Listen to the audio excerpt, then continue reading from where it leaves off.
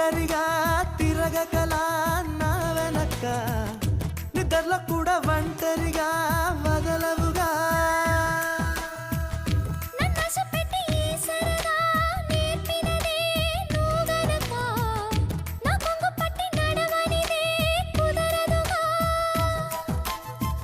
అడుగడుగున ఎదురైతే